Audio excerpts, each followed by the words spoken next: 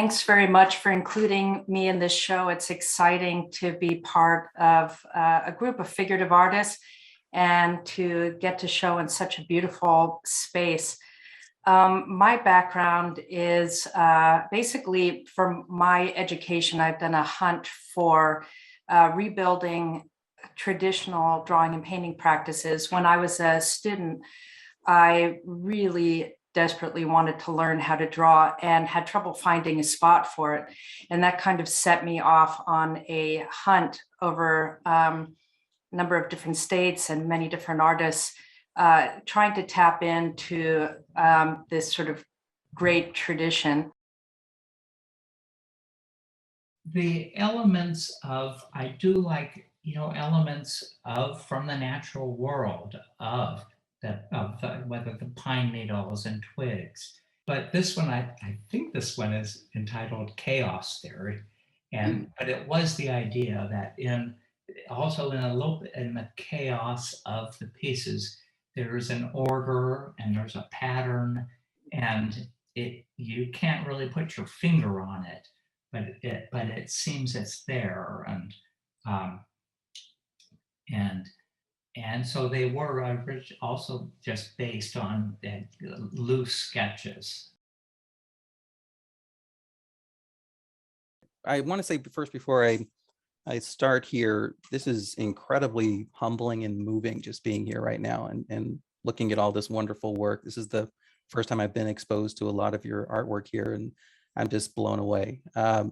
So as far as War Boy, that is part of a series of paintings that I've been putting together, typically involving a young boy, usually a Black kid, and usually having some kind of helmet with antlers on it, something like that. That kind of came out of my experience as a dad. So I have a 7-year-old son and I have a 10-year-old daughter. One of the things I kind of grappled with early on as a new dad is, I grew up in a environment where it was very much out in the country and very, very rural, but it involved a lot of violence when I was growing up. That just kind of was the world that I grew up in.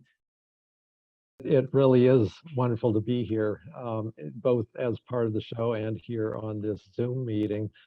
Some time ago, I had the opportunity to paint for a short time with an artist who would very often say that the subject of a painting is the paint.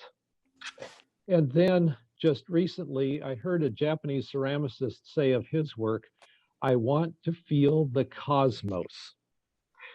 So about my particular painting here, this one is part of an ongoing series. There have been a number of paintings already in this series, and I have many more planned.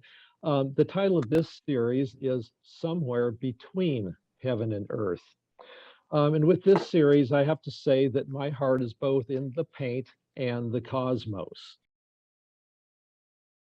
I do see something arriving in the studio here. I have a feeling that is Judas. Can everyone see Peter?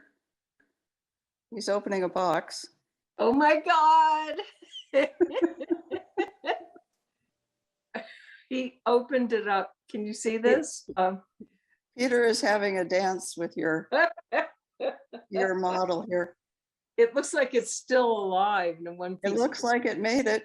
This work is made out of plaster and resin and metal, and it's based on mannequins. I used basically mannequins as a painting medium rather than a canvas.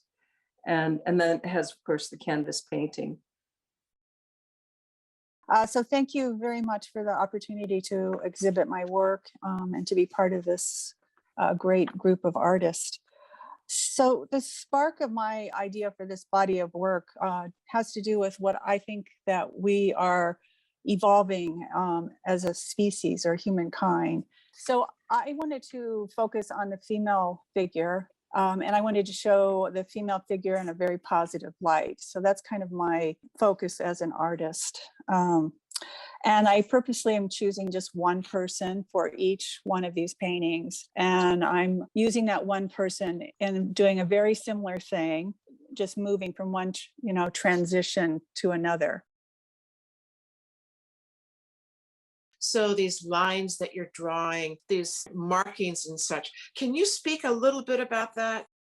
So for me, if everything is done super neatly, it's like a conversation that becomes a little bit closed, right? If you leave areas or passages in the piece where it merges in and out of its environment, which it does, let's say in the shadow side of that figure, it kind of merges into space. But then also, even when it's fully realized in front of you, if you then disassemble it a little bit, I think somebody used the term destructive realism. I just call it expressive mark making. But the idea for me is it's a moment in time, but we're never frozen in that moment, right? Or optically we are.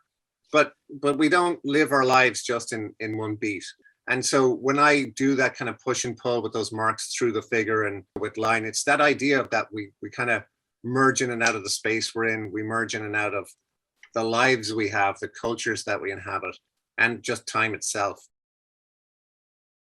First of all, it is so wonderful to be here. Secondly, I wanted to thank Mark because I actually was in the atelier, I think it was like 13 years ago. And my passion for the figure really was developed there. And I feel like he bears a lot of responsibility. These paintings represent maybe 3 different series. And it started when my mother and my aunt, they both died within a month of each other. Many of my paintings, my intention is to reanimate them for that moment, whether it's a moment of redemption, closure, remembrance. When my aunt and my mother passed, the family albums were turned over to me, and that was my very first series.